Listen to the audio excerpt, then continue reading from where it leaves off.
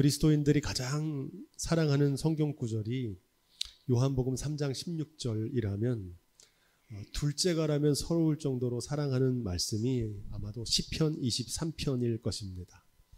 시편 23편 4절 말씀은 이렇게 기록됩니다. 내가 사망의 음침한 골짜기를 다닐지라도 해를 두려워하지 않을 것은 주께서 나와 함께 하심이라. 주의 지팡이와 막대기로 나를 안위하시나이다. 이 말씀이 여러분의 삶에 이루어지기를 주님의 이름으로 축복드립니다. 누구나 푸른 초장과 맑은 시냇 물가 같은 삶을 원하지만 사망의 음침한 골짜기를 지나야 할 때도 있습니다. 대부분의 사람들은 푸른 초장 맑은 시냇 물가를 지날 때면 하나님이 나와 함께 하신다고 생각하지만 사망의 음침한 골짜기를 지날 때에는 주님께서 나를 버리셨다고 생각합니다. 하지만 시편 23편의 말씀이 귀한 것은 사망의 음침한 골짜기를 지날 때에도 주님께서 여전히 우리와 함께 하신다고 증거하고 있습니다. 주님께서는 언제나 우리와 함께 하시고 동행해 주시는 줄로 믿습니다. 이 믿음이 있으면 죽음 같은 절망의 순간에도 두려워하지 않고 흔들림 없이 담대할 수 있습니다. 세상에 믿던 모든 것이 무너져 내리는 죽음의 순간에도, 하늘이 무너져 내리는 것 같은 죽음보다 무서운 절망의 순간에도 우리와 여전히 함께 하시는 주님을 향한 이 믿음의 고백이 있기를 주님의 이름으로 축복드립니다. 주님께서는 우리와 동행하실 뿐만 아니라 안위해 주신다고 말씀하십니다. 이 안위라고 하는 말은 평소에 잘 안 쓰는데 영어로 컴포트입니다. 육체적인 안전과 영적인 위로를 주신다는 겁니다. 주님께서는 우리의 몸을 안전하게 지켜주실 뿐만 아니라 우리의 마음을 위로해 주신다는 뜻입니다. 언제 그렇게 하신다는 겁니까? 우리가 사망의 음침한 골짜기를 지날 때에 주님께서 우리를 안위해 주시는 줄로 믿습니다. 주님께서 어떻게 안위해 주시느냐? 주의 지팡이와 막대기로 안위해 주시겠다, 이렇게 말씀하십니다. 여러분, 지팡이는 무엇입니까? 잘 아시는 대로 끝이 구부러진 가늘고 긴 나무입니다. 이것을 가지고 이리와 같은 들짐승으로부터 양을 지키고 위험에 처한 양을 보호하는 도구가 바로 지팡이입니다. 그런데 지팡이는 알겠는데 막대기는 무엇입니까? 막대기는 약 1m가량 되는 막대기인데 목자의 옆구리에 차고 다닙니다. 막대기는 양이 잘못된 길로 갈 때 바른 길로 인도하는 회초리입니다. 주님께서는 사랑의 지팡이로 우리를 보호하시기만 하는 것이 아니라 사랑의 매, 회초리로 바른 길로 인도해 주시는 줄로 믿습니다. 이 막대기라는 단어에 주목합니다. 왜냐하면 이 목자의 막대기가 하나님의 징계이기 때문입니다. 목자가 막대기로 양무리를 바른 길로 인도하는 사랑의 매를 드는 것처럼 하나님의 징계도 죄로 죽을 수밖에 없는 우리를 구원의 길로 인도하시는 사랑의 회초리인 줄로 믿습니다. 이 사망의 음침한 골짜기는 삶에서 만나는 고난을 뜻하는 은유적인 표현입니다. 왜 고난이라고 부르지 않고 사망의 음침한 골짜기라는 은유로 표현했을까요? 삶에서 만나는 모든 크고 작은 고난을 하나도 빠짐없이 통칭하기 위해서입니다. 죽음, 원치 않는 사고, 원치 않는 질병, 뼈아픈 실패, 피할 수 없는 자연재해, 모든 것을 빼앗기는 전쟁과 같은 모든 고통과 고난을 통칭해서 사망의 음침한 골짜기라고 말하고 있는 겁니다. 한마디로 이 사망의 음침한 골짜기는 삶에서 만나는 고난입니다. 성경은 이 고난을 두 가지로 구분합니다. 첫째는 따라해 볼까요? 의를 위한 핍박. 의를 위해서 받는 핍박의 고난이 있고, 둘째는 따라해 보겠습니다. 죄로 인한 징계. 내가 저지른 죄로 인해서 하나님께로부터 받는 징계의 고난이 있다는 겁니다. 의를 위한 핍박은 예수님께서 지신 십자가입니다. 예수님께서는 하나님의 뜻을 이루기 위해서 십자가를 지시고 죽기까지 순종하셨습니다. 이와 달리 죄로 인한 징계는 무엇인가? 우리가 지난 주일에 묵상했던 말씀, 남유다가 멸망한 것, 예루살렘 성전이 파괴된 것, 바벨론 포로로 끌려간 것은 죄로 인한 징계의 결과입니다. 지난 수요일에 묵상했었던 에덴 동산에서 아담과 하와가 쫓겨난 이유도 죄로 인한 징계입니다. 진단에 따라서 처방이 달라져야 되는 것처럼 의를 위한 핍박을 받을 때에는 최후 승리를 믿는 믿음으로 끝까지 인내해야 됩니다. 하지만 죄로 인한 징계를 받을 때는 어떻게 해야 됩니까? 하루라도 빨리 죄를 뉘우쳐서 회개해야 될 줄로 믿습니다. 의를 위한 핍박은 믿음으로 인내해야 되지만 죄로 인한 징계는 빨리 회개해야 된다. 의를 위한 핍박인데 눈물로 회개만 하고 있는 사람들이 있어요. 죄로 인한 징계를 받는 건데 믿음으로 인내하고 있는 사람들이 있어요. 바라기는 저와 여러분들이 삶의 고난이 찾아올 때 하나님이 고난을 통해서 나에게 말씀하시는 음성이 무엇인지 점검하고 돌이킬 수 있는 지혜가 있기를 주님으로 부탁을 드립니다. 인류를 고통스럽게 했던 전대미문의 재난인 코로나19는 의를 위한 핍박일까요? 죄로 인한 징계일까요? 저는 코로나19가 의를 위한 핍박이 아니라 죄로 인한 징계라고 진단합니다. 인류가 편리와 번영을 위해서 오만과 탐욕으로 하나님의 창조 질서를 유린한 죄에 대해서 회개를 촉구하시는 하나님의 회초리였던 겁니다. 우리의 삶의 방식을 근본적으로 돌이키는 회개를 해야 되는데 재난이 빨리 지나가기만을 기도했습니다. 다행스럽게도 코로나는 지나갔지만 여전히 또 다른 재난이 인류를 위협하고 있습니다. 고물가 고금리가 장기화되는 경기 침체가 진행되고 있고 전쟁의 위험이 날로 고조되고 있습니다. 코앞에 닥친 기후위기로 인한 극심한 자연재해를 마주하고 있습니다. 죄로 인한 징계를 받고도 삶의 방식을 돌이키는 회개를 행하지 않아서 여전히 사망의 음침한 골짜기를 벗어나지 못하고 있는 겁니다. 거창한 얘기할 것이 아니라 우리의 삶에서 죄로 인한 징계의 고난을 받을 때 하루빨리 뉘우쳐 회개할 수 있는 지혜가 있기를 주님의 이름으로 축복드립니다. 왜냐하면 하나님 앞에서는 용서받지 못할 죄가 없습니다. 우리의 죄가 가벼워서가 아니라 우리의 죄보다 하나님의 은혜와 긍휼이 더 크시기 때문입니다. 이사야 1장 18절로 20절 말씀은 이렇게 전합니다. 너희 죄가 주홍같이 붉을지라도 양털같이 되리라. 아멘. 세상에 용서받지 못할 단 하나의 죄가 있는데 그것은 바로 회개하지 않는 죄입니다.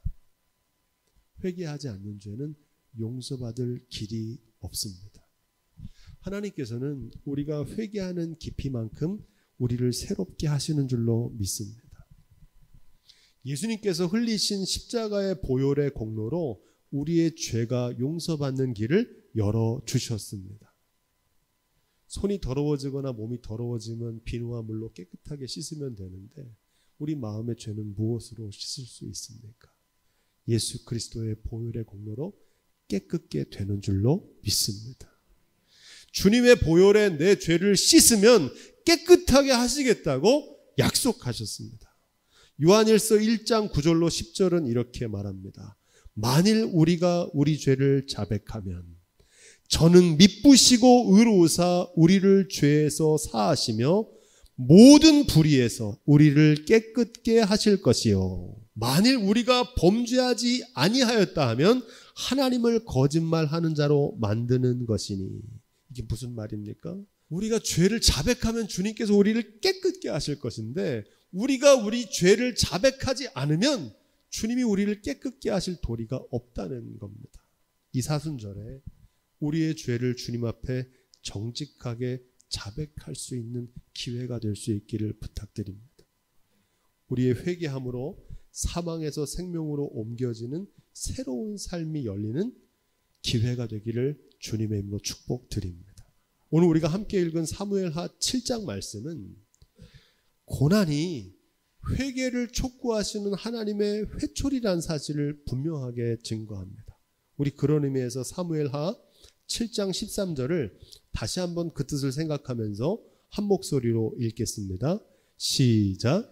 저는 내 이름을 위하여 집을 건축할 것이요 나는 그 나라 위를 영원히 견고케 하리라. 아멘. 하나님께서 다윗에게 주신 축복의 언약입니다. 다윗의 아들 솔로몬이 예루살렘 성전을 건축하게 될 것이고 하나님께서 친히 다윗의 나라의 왕위를 영원히 견고하게 하시겠다는 약속입니다. 이 말씀은 단지 솔로몬이 아름다운 성전을 건축한 행위 자체에 대해서 보상하시겠다는 말이 아닙니다. 하나님을 경외하는 믿음으로 말씀대로 준행하는 모든 사람들에게 주시는 영원한 축복의 말씀인 줄로 믿습니다. 하나님의 약속이 계속됩니다. 7장 14절 시작. 나는 그 아비가 되고 그는 내 아들이 되리니 저가 만일 죄를 범하면 내가 사람 막대기와 인생 채찍으로 징계하려니와. 아멘. 하나님의 축복과 하나님의 경고가 동시에 나옵니다. 메시지 성경이 이렇게 기록합니다. 나는 그에게 아버지가 되고 그는 내게 아들이 될 것이다. 누가 하나님의 자녀인가요? 아브라함의 혈통이나 모세의 할례가 아닙니다. 하나님을 아버지로 모시고 하나님의 말씀대로 준행하는 사람이 하나님의 자녀인 줄로 믿습니다. 예수님이 그렇게 말씀하셨어요. 바리새인과 유대인들은 아브라함의 혈통으로 자녀가 되고 모세의 할례를 받으면 하나님의 자녀인 줄 아는데 아니라는 겁니다. 누가 하나님의 자녀입니까? 하나님의 말씀대로 준행하는 사람이 하나님의 자녀인 줄로 믿습니다. 누가 그리스도인입니까? 모태 신앙이나 세례를 받고 직분을 맡은 교인이 그리스도인이 아닙니다. 진짜 그리스도인은 예수님을 그리스도로 모시는 사람이 그리스도인입니다. 말씀이 육신이 되신 독생자 예수 그리스도를 쫓아 나도 말씀대로 준행하는 사람이 그리스도인인 줄로 믿습니다. 이어지는 경고의 말씀이 중요합니다. 저희가 만일 죄를 범하면, 하나님의 자녀들이 죄를 범하는 겁니다. 여러분, 죄가 무엇입니까? 바리새인들은 죄를 이렇게 생각했어요. 살인이나 도적질, 이걸 죄라고 생각했어요. 그래서 자기들은 살인도 저지르지 않고 도적질도 안 하기 때문에 스스로 의인이라고 착각했습니다. 하지만 성경이 말하는 죄인은 누구입니까? 하나님의 말씀대로 살지 않는 사람이 죄인입니다. 내 멋대로 내 소견에 옳은 대로 상황 따라 형편 따라 사는 것을 죄라고 부릅니다. 그럼 죄의 반대인 의는 뭡니까? 하나님의 말씀대로 성령을 쫓아 사는 게 의인 줄로 믿습니다.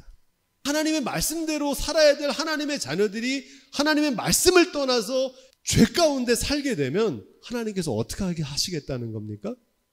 사람 막대기와 인생 채찍으로 징계하시겠다는 겁니다. 메시지 성경은 이 대목을 이렇게 기록합니다.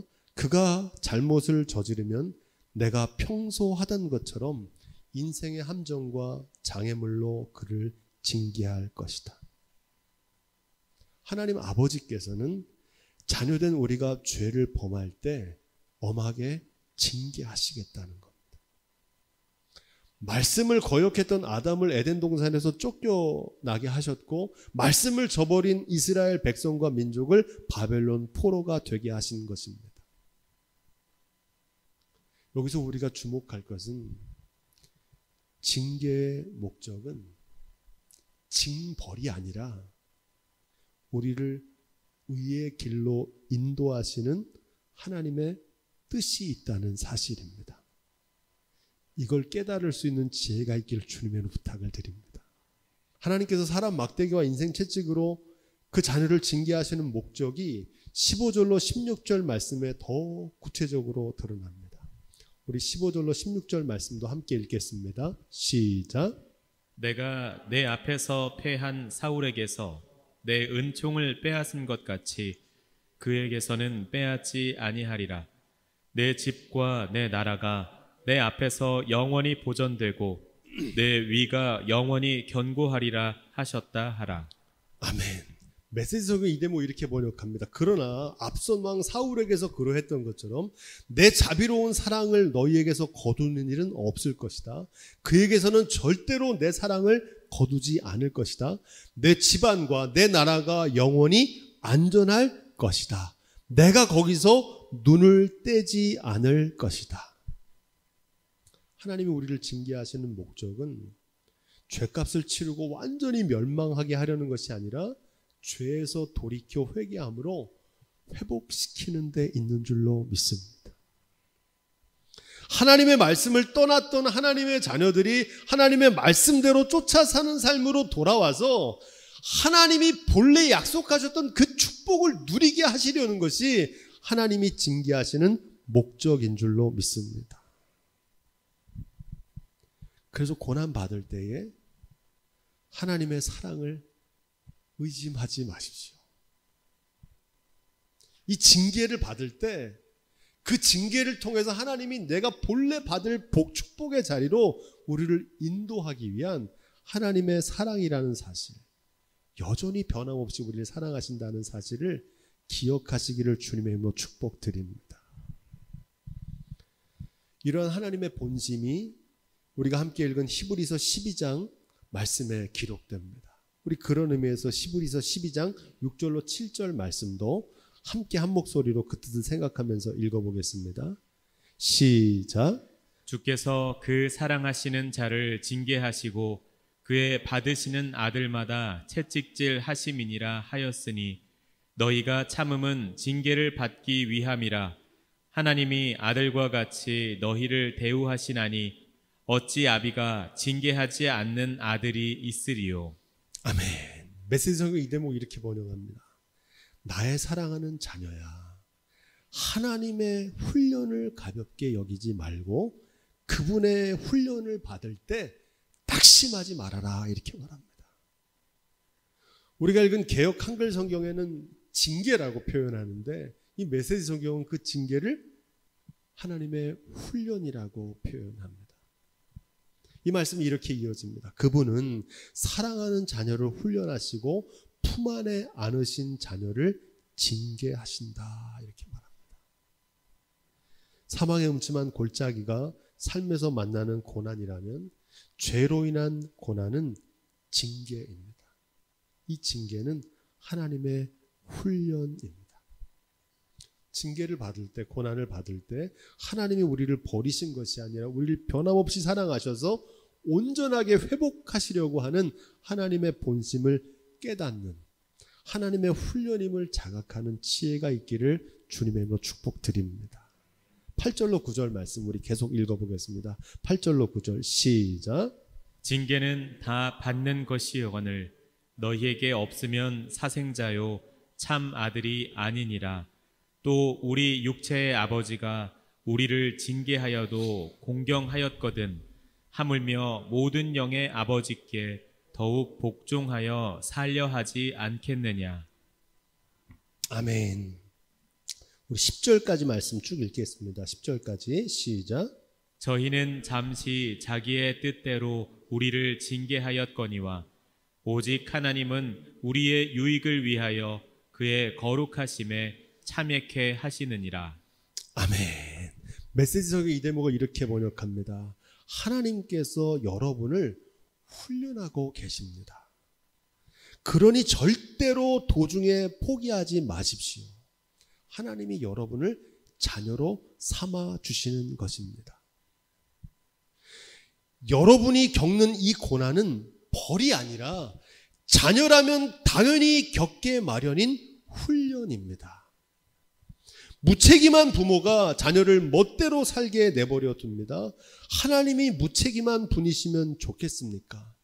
우리가 부모를 존경하는 것이 그들이 우리를 버릇없게 놔두지 않고 훈련하기 때문입니다. 그러니 우리가 참으로 살고자 한다면 하나님의 훈련을 받아들여야 되지 않겠습니까? 하나님께서는 우리에게 최선이 되는 일을 하고 계시며 우리를 훈련시켜 하나님의 거룩하심을 따라 살아가도록 인도하십니다. 할렐루야. 이것을 깨닫는 지혜가 있기를 주님의 이름으로 축복드립니다. 사람이 무엇으로 거룩해집니까? 이 거룩을 성숙이라고 말할 수 있는데 고난을 통해서 징계와 훈련을 통해서 하나님이 저와 여러분들을 거룩하게 하시는 줄로 믿습니다. 우리 끝으로 11절 13절 말씀도 함께 읽겠습니다. 11절 13절입니다. 시작. 무릇 징계가 당시에는 즐거워 보이지 않고 슬퍼 보이나 후에 그로 말미암아 연달한 자에게는 의의 평강한 열매를 맺나니 그러므로 피곤한 손과 연약한 무릎을 일으켜 세우고 너희 발을 위하여 곧은 길을 만들어 저는 다리로 하여금 어그러지지 않고 고침을 받게 하라. 아멘. 메시지 성경 이 대목을 이렇게 번역합니다. 지금 당장은 훈련이 즐겁지 않고 고통스럽게 느껴집니다. 그러나 나중에는 틀림없이 좋은 상으로 보답을 받을 것입니다. 잘 훈련된 사람만이 하나님과의 관계에서 성숙한 열매를 맺기 때문입니다. 그러니 수수방관하거나 빈둥거리지 마십시오. 꾸물거리지도 마십시오. 먼 길을 달려갈 수 있도록 길을 정비하십시오. 그래야 믿음의 길에서 발을 헛디뎌 넘어지거나 구덩이에 빠져 발목을 삐는 사람이 없을 것입니다. 서로 도우십시오. 그리고 힘을 다해 달려가십시오. 바라기는 이 말씀을 통해서 삶에서 만나는 고난, 특별히 하나님의 징계를 바라보는 새로운 시각이 열려지기를 주님으로 축복드립니다. 나를 성장하게 하시고 거룩하게 하시고 변화시키시는 의의 길로 인도하시는 하나님의 사랑을 발견할 수 있는 지혜가 있길 부탁을 드립니다. 여러분 혹시 지금 사망의 음침한 골짜기를 지나고 계십니까? 두려워하거나 낙심하지 마십시오. 하나님께서 여전히 저와 여러분과 함께 하시는 줄로 믿습니다. 우리를 바른 길로 가는 하나님의 회초리 드실 때 매를 달게 맞으십시오. 그리고 빨리 돌이키십시오. 아직 기회가 있을 때 하루라도 빨리 깨닫는 지혜가 있기를 부탁을 드립니다. 지금 받은 고난 더 늦기 전에 깨닫게 하신 하나님의 은혜입니다. 고난과 징계는 어서 돌아오라는 주님의 애타는 음성입니다. 이 주님의 음성을 듣고 하나님의 자녀가 누리는 축복의 주인공으로 회복되는 저와 여러분들이 다 되시기를 주님의 이름으로 축원드립니다.